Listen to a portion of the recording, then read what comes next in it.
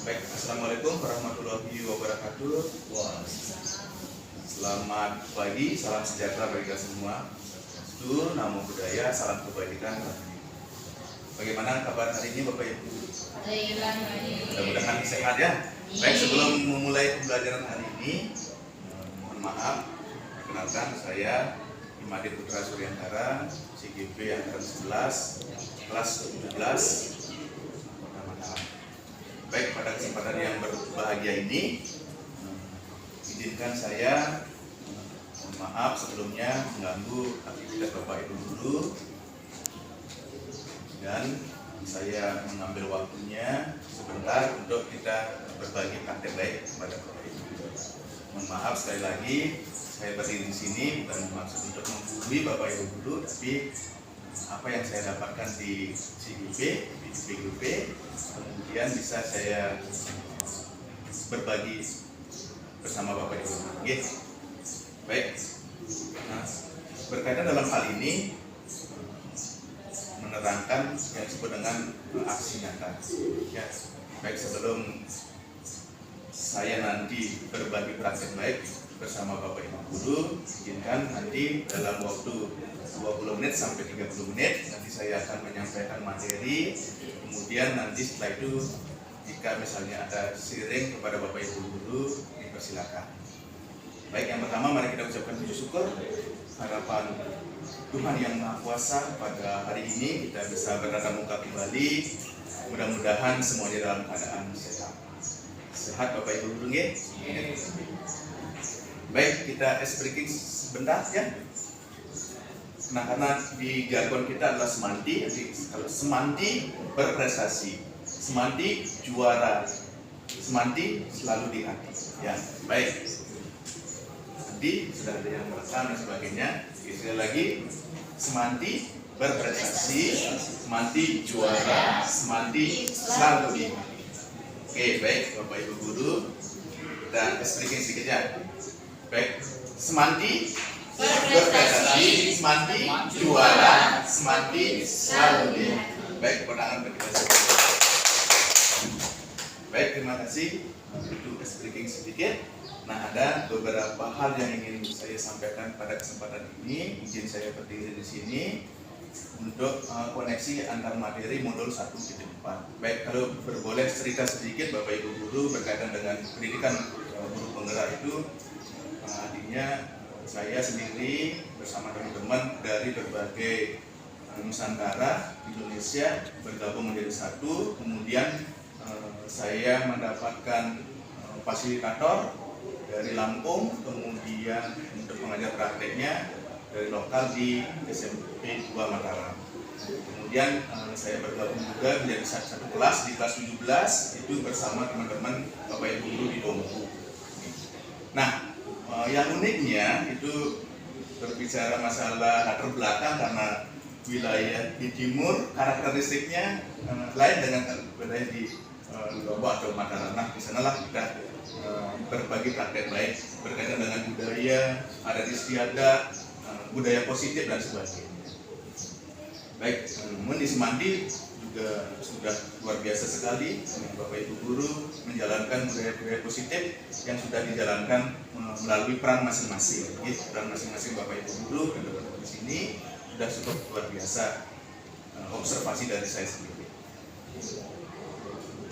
Nah, ini perkenalkan Bapak Hendrianto, itu fasilitator kami, yaitu dari Lampung, itu adalah guru SD ya.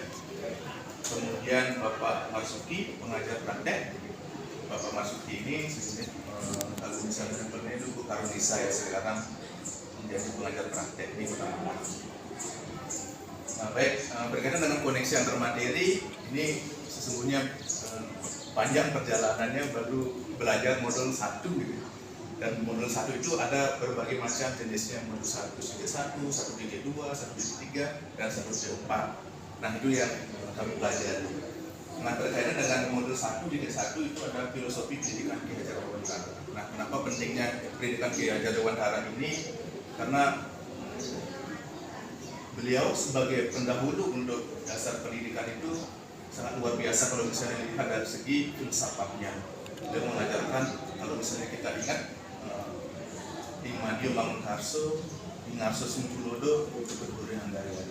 Nah, itu sepatutnya kita sebagai, saya hanya mengingatkan Bapak Ibu guru, kita sepatutnya sebagai guru supaya misalnya di depan sebagai contoh, kemudian di belakang memberikan dorongan, yang di tengah memberikan motivasi. Nah, seperti itu. Kemudian ada juga di sana yang paling saya senangi materinya ada bahwa ada salah satunya yaitu kodrat alam dan kodrat zaman, Bapak Ibu guru. Kalau misalnya kita dulu lain pembelajaran dengan sekarang, kodrat alamnya dan kodrat zamannya sekarang ini. Nah, seperti itu. Kemudian modul 1.2 nilai dan peran guru penggerak. Ada nilai-nilai yang kami dapatkan di sana, salah satunya itu berbagi praktek baik. Yang nilainya guru penggerak itu berbagi praktek baik. Kemudian ada peran yang kita laksanakan sebagai guru di sekolah. Kemudian berkaitan dengan modul 1.3 itu ada visi guru penggerak. Kemarin sudah kita bahas berkaitan dengan hal itu ya. Untuk visi dan visi guru penggerak. Misalnya di Semanti ada cantik, berguna, kemudian jujur ya, amanah, kemudian menyeru kebenaran dan sebagainya. Itu merupakan kalau misalnya visi yang sangat luar biasa sekali di Semanti. Bagaimana kita jujur, kemudian amanah dan kemudian menyeru kebenaran dan sebagainya. Nah, itu. Kemudian visi di sini, visi saya sebagai guru penggerak itu karena di sini adalah lokal budaya yang sangat padat, kental dan sebagainya, itu bagaimana menunjukkan kreativitas siswa dalam pembelajaran, artinya menguatkan prestasi baik itu akademik maupun non akademik di bidangnya masing-masing ya, siswa bisa mengambil peran masing-masing. Nah, kemudian di modul 1.4 berkaitan dengan budaya positif.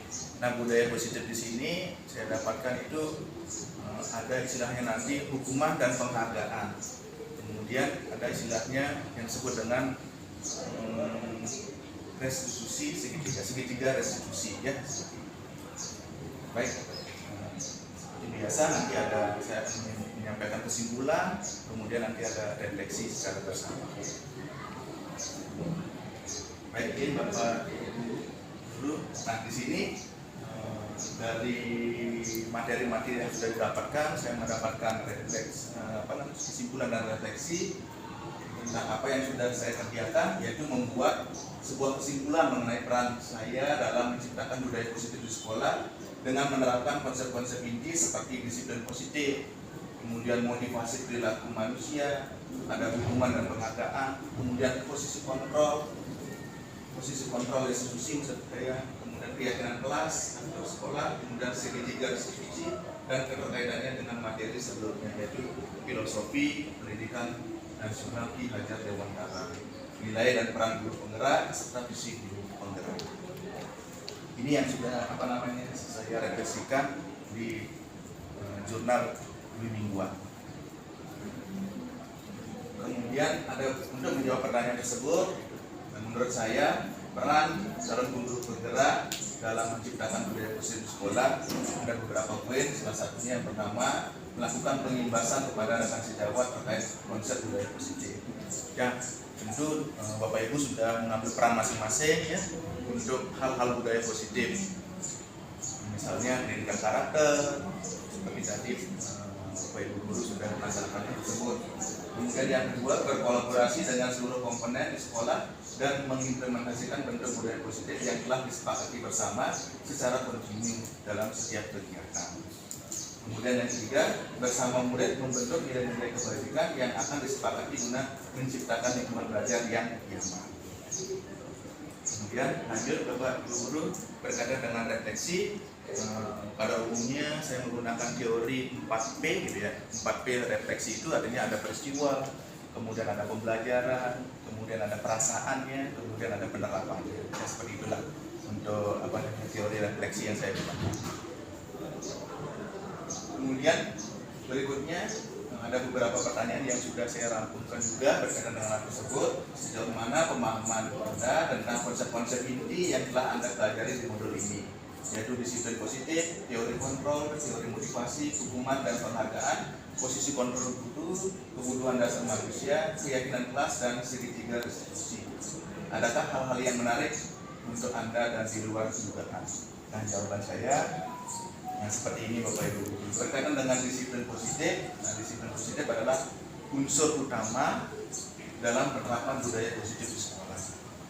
Berawal dari pembiasaan, kemudian pembiasaan disiplin positif yang dilakukan di sekolah yang kemudian menjadi kebiasaan dan akhirnya menjadi sebuah budaya positif.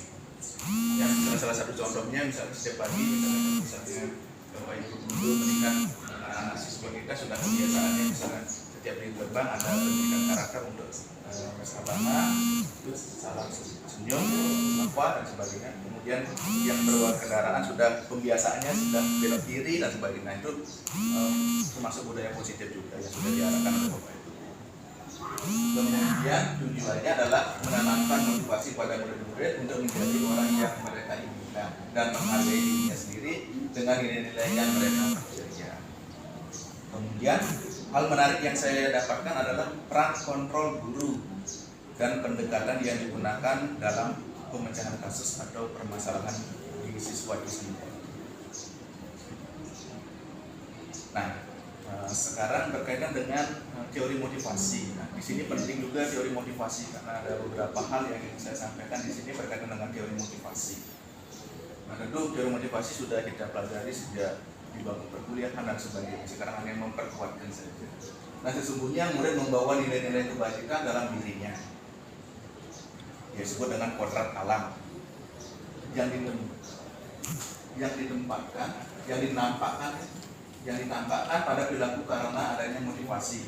Ada 3 motivasi yang perlu yang ada dalam diri seseorang atau individu atau siswa tersebut ya. Yang pertama itu untuk menghindari ketidaknyamanan dan hukuman. Nah, ini tentu motivasi ekstrinsik yang ada di luar. Karena adanya hukuman, mereka melakukan sesuatu. Kemudian yang kedua, untuk mendapatkan imbalan atau penghargaan. Nah, ini juga muncul motivasi ekstrinsik. Ya. Karena kan di dalam motivasi itu ada motivasi ekstrinsik dan motivasi intrinsik. Nah, Bapak Ibu guru, mari kita tumbuhkan budaya untuk motivasi intrinsik yang ada dalam setiap individu siswa tersebut. Nah, karena ada imbalan dan penghargaan, itu mereka itu muncul motivasi yang ada intrinsiknya. Kemudian yang ketiga, maksud saya motivasi intrinsik yang tadi. Kemudian yang ketiga, untuk menjadi orang yang mereka inginkan dan menghargai dirinya sendiri dengan nilai-nilai yang mereka percaya. Itu tumbuh sudah motivasi intrinsik. Kalau misalnya di teori tersebut ada level yang tertinggi. Nah, berikutnya ada hukuman dan penghargaan Bapak Ibu. Hukuman dan penghargaan akan menimbulkan identitas gagal pada diri anak karena bersifat sementara. Ternyata selama ini setelah saya membaca modul 1.4 bahwa hukuman dan penghargaan itu sifatnya sementara ya, yang membuat nanti munculnya identitas pada diri siswa tersebut. Ada gagal dan ada sukses gitu.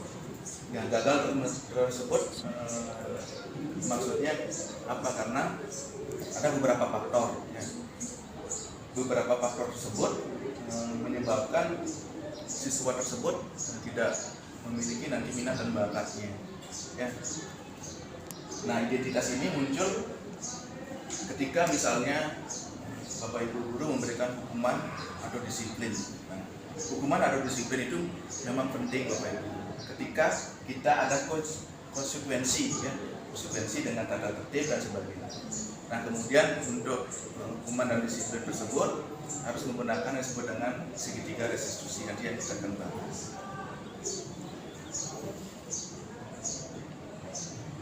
Nah, kemudian untuk konsekuensi tersebut perlu kita membuat yang disebut dengan keyakinan kelas. Keyakinan kelas itu artinya kita menyepakati kesepakatan kelas Bapak Ibu sebelum kita melakukan konsekuensi atau hukuman atau disiplin dan sebagainya. Yang pertama berkaitan dengan penguatan nilai berkaitan dengan penguatan nilai kebajikan dalam diri siswa dilakukan dengan menyemangati kelasnya mereka masing-masing. Keyakinan kelas adalah nilai-nilai kebajikan universal yang disepakati secara tersirat dan tersurat, lepas dari latar belakang suku, negara, bangsa maupun agama. Kemudian menekankan keyakinan seseorang akan lebih memotivasi seseorang dari dalam dirinya dengan motivasi intrinsik.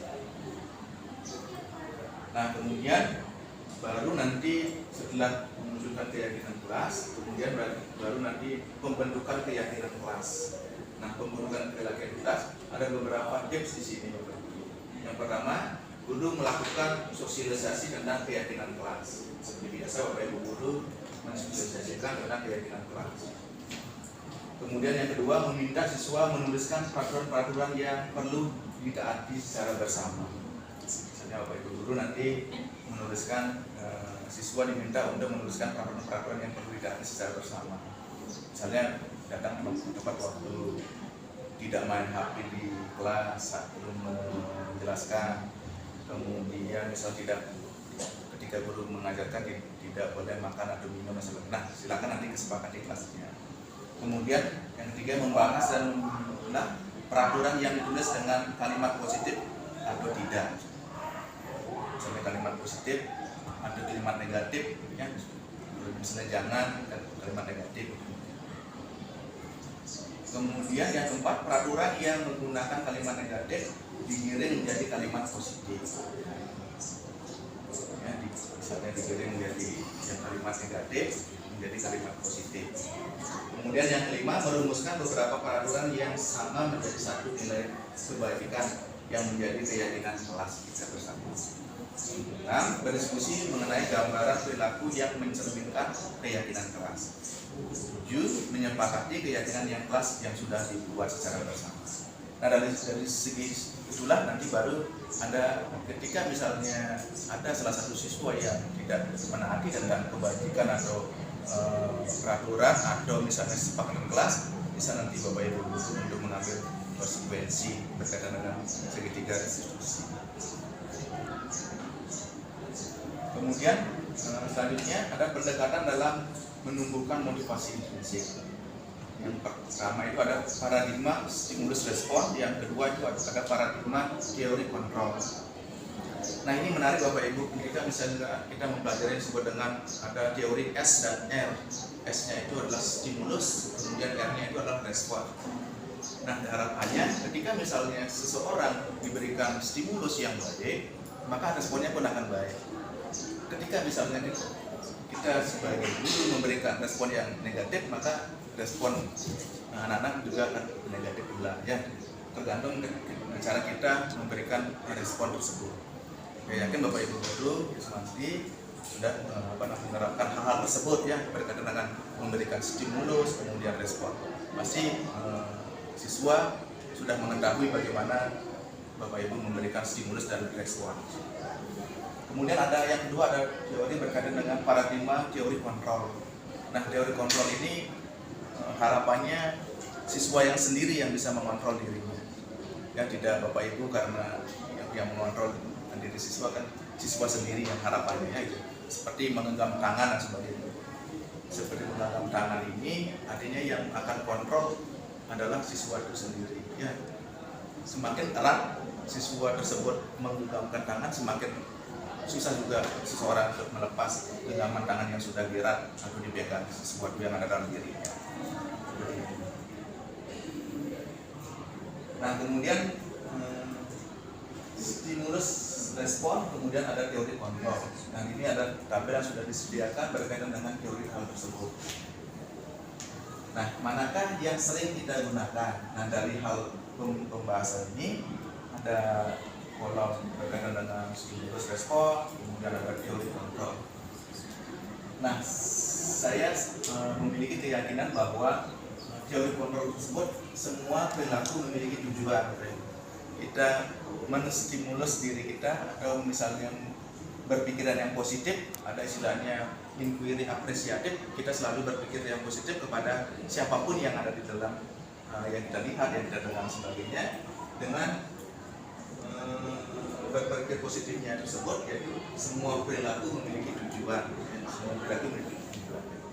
Nah, nanti tugasnya tersebut, ketika misalnya tujuan tersebut melenceng daripada ada konsekuensi yang sudah dibuat, ada kesepakatan yang harus dibuat, dan tugas guru hanya menuntun, membimbing dan sebagainya untuk mengarahkan supaya kembali ke tujuan yang sudah disepakati secara bersama. Nah, saya memilih semua perilaku memiliki tujuan, sehingga perlu merubah pendekatan yang digunakan ke arah pendekatan teori kontrol. Nah, pada dasarnya, ya, lanjut ke slide berikutnya, semua perilaku memiliki tujuan, yakni untuk memenuhi kebutuhan dasar manusia itu sendiri, ya. Kalau dulu misalnya kalau kita belajar waktu masih sekolah dan sebagainya, itu ada kebutuhan sandang, pangan, papan, dan sebagainya, itu harus dipenuhi dulu dan sebagainya, baru ke hal yang lain. Nah, sekarang menurut penelitian ada salah satu teori yang saya baca menurut Maslow, yaitu kebutuhan yang paling puncaknya yang paling tertinggi adalah kebutuhan yang disebut dengan penghargaan diri. Ya, semua kita semua termasuk di sini pun perlu yang disebut dengan penghargaan. Ya. Sekecil respon stimulus yang kita berikan itu bisa membuat penghargaan kepada kita semua. Misalnya saya Pak Dika pagi-pagi sudah ganteng. Nah, ada sedikit respon yang saya akan memberikan stimulus yang positif juga. Jika tadi pagi sama Pak Nisa di depan sama Pak Margono, kemudian Bu Uma, Bu Asna, ya, teman-teman yang lain juga di sini, kita bersama-sama memberikan karakter, kemudian upacara dan sebagainya. Ya, ada hal ketika Pak Nisa menyampaikan, Pak Budre, sekolah kita bersih ya. Nah, seketika itulah saya merespon, oh inilah mimpi kita Pak Nisa untuk kita budayakan hal yang positif seperti itu. Nah, kemudian kebutuhan dasar manusia tersebut ada 5 poin yang saya jelaskan di sini, Bapak Ibu. Yang pertama itu ada kasih sayang dan rasa diterima. Nah, bagaimana kita menumbuhkan yang disebut dengan kasih sayang dan rasa diterima di circle kita, misalnya di lingkungan kita dan sebagainya. Kemudian ada yang disebut dengan kebebasan. Kebebasan dalam hal ini artinya kita semua memiliki kebebasan dalam hal berpikir, ide, berkarya dan sebagainya. Dan semua butuh kesenangan, Bapak Ibu. Ya, teman-teman sebagainya. Semua butuh kesenangan karena membuat senang itu adalah sangat luar biasa. Kemudian penguasaan di sini artinya kita sebagai guru itu wajib untuk mengontrol siswa-siswa kita. Kemudian yang terpenting adalah bertahan hidupnya. Bertahan hidup itu artinya kita sudah bisa dari sandang, pangan, papan, dan sebagainya. Itu kebutuhan dasar manusia yang harus dipenuhi. Nah, kemudian ada di sini posisi kontrol peran guru dalam penyelesaian masalah murid. Ada di paling atas di sini Bapak Ibu guru ada motivasi, yang motivasi itu tersebut ada eksternal dan intrinsik. Kemudian ada di bawah motivasi eksternal ada intrinsik gagal dan ada intrinsik berhasil. Kemudian ada juga di sana di identitas gagal perilaku kontrol negatif. Ada pembuku, membuat orang merasa bersalah. Kemudian ada intrinsik berhasil, ada di sana itu ada perilaku kontrol positif dan kontrol diri. Nah, di bawah perilaku kontrol positif ada teman, ada pemantau. Kemudian ada di bawah kontrol guru itu ada manajer. Nah, maksud di sini ini 1, 2, 3, 4, 5 yang bisa kita gunakan untuk segitiga restitusi kepada siswa-siswi kita. Sebagai penghukum, pembuat orang bersalah, teman, pemantau, dan manajer. Nah, sebagai penghukum itu misalnya di sini ya sebagai rujukan untuk hal tersebut. Nanti kalau misalnya ini di dalam hasilnya itu ketika misalnya guru berkata menghati, menunjuk, menyakiti atau menyindir, nanti membuat siswa kadang-kadang akan menjadi pemberontak, pendendam, menyalahkan orang lain. Kemudian ketika misalnya membuat orang merasa bersalah, misalnya ketika berguru berbuat misalnya berceramah menunjukkan kekecewaan yang mendalam, itu hasilnya akan menyembunyikan dan menyangkal atau berbohong. Kemudian sebagai teman, ya, nah, sebagai teman kita sebagai seorang guru dan siswa itu sebagai teman, nantinya kalau misalnya gurunya membuat alasan-alasan untuk murid-muridnya, ya, ketika misalnya kemarin itu sempat ada kejadian sebagainya, tapi kita sebagai teman, sebagai seorang siswa nanti sampaikan ya bahwa kalian itu tidak terlibat dalam hal tersebut, saya hanya lewat saja, kemudian saya melihat kejadian tersebut sehingga saya tertangkap kamera, saya dilaporkan misalnya seperti inilah contohnya. Kemudian sebagai pemantau, guru berdua itu menghitung dan mengukur. Nah, bisa juga nanti bisa dalam pengawasan untuk pemantau. Nah, harapannya di sini sebagai kontrol diri, yaitu manajer menunjukkan pertanyaan-pertanyaan. Artinya sebelum kita memberikan konsekuensi, hukuman dan sebagainya itu, kita bisa membuat pertanyaan-pertanyaan kepada siswa kita yang memiliki permasalahan.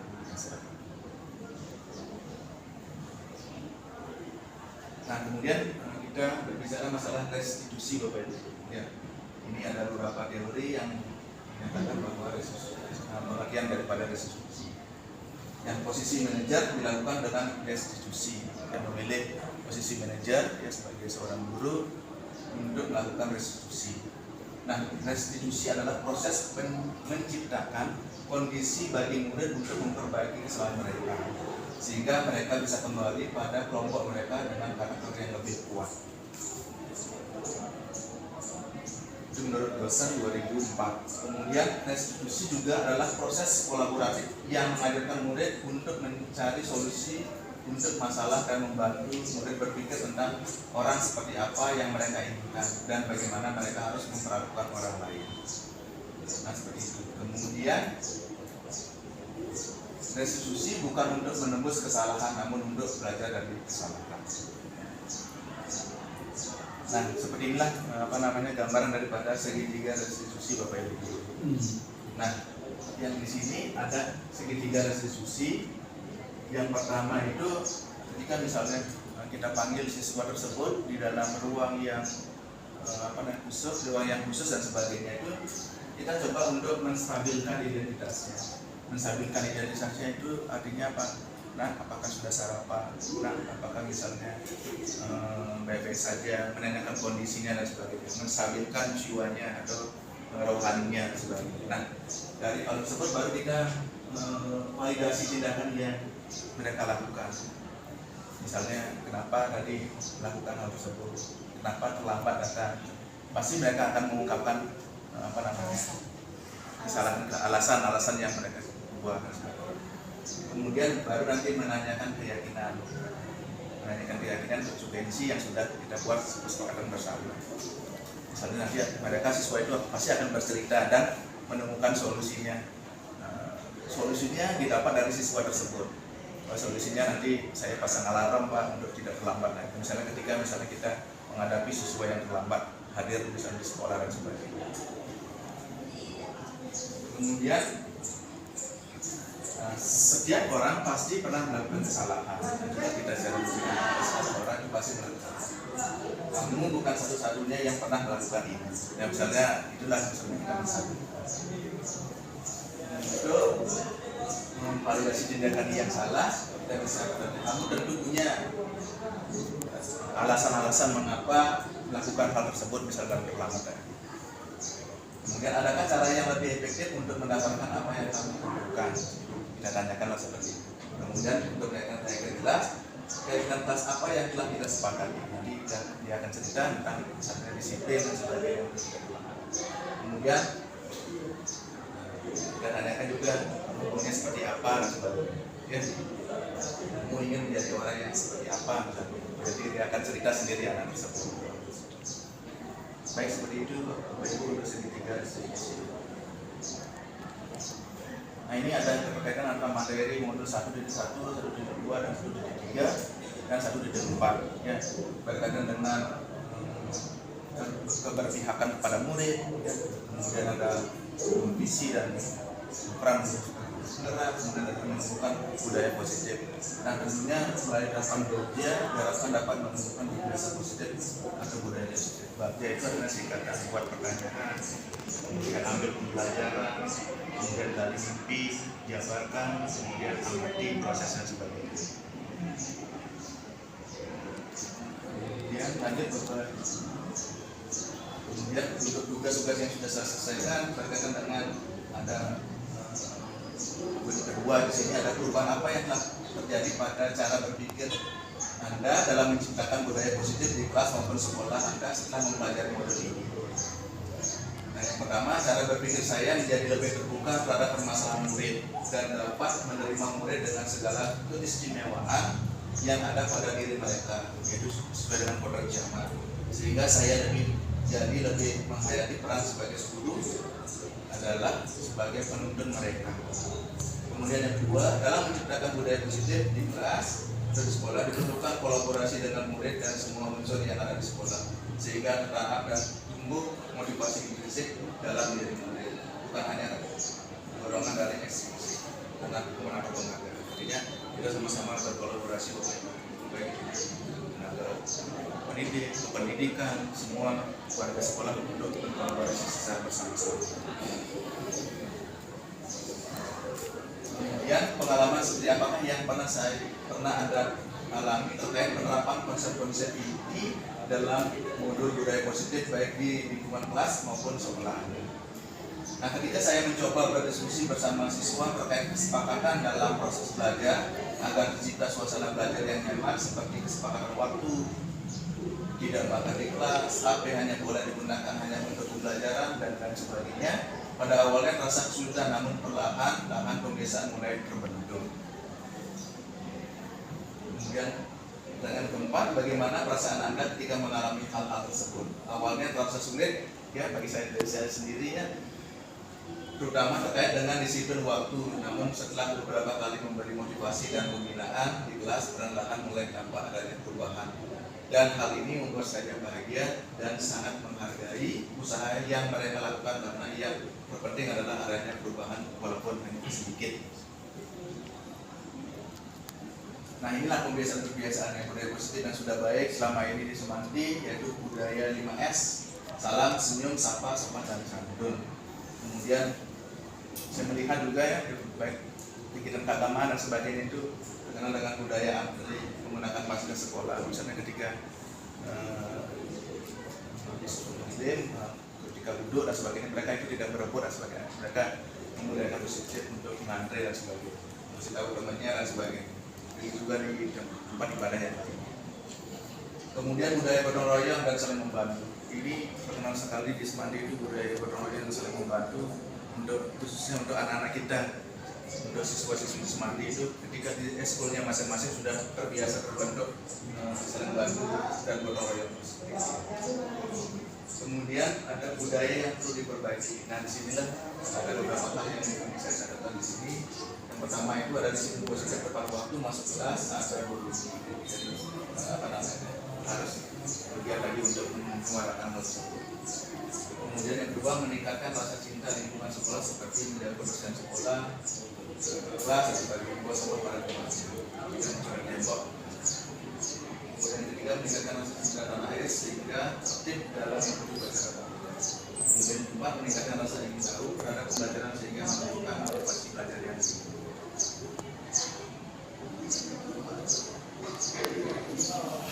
Oke, Bapak Ibu, sebelumnya saya sering menggunakan proses kontrol untuk jadi dalam diri saya merasa telah memberikan pembelajaran yang baik karena siswa menjadi lebih takut melakukan tindakan yang tidak sesuai dengan arahan sekolah.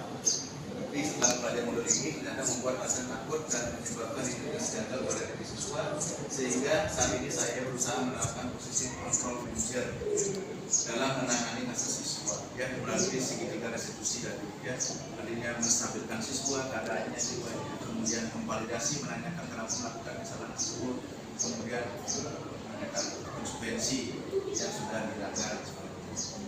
Saya belajar agar dapat menjadi lebih lebih terbuka dan sabar dalam mendengarkan keluhan siswa dan mencoba menemukan nilai dan keyakinan yang dimiliki siswa serta solusi bersama atas permasalahan yang timbul.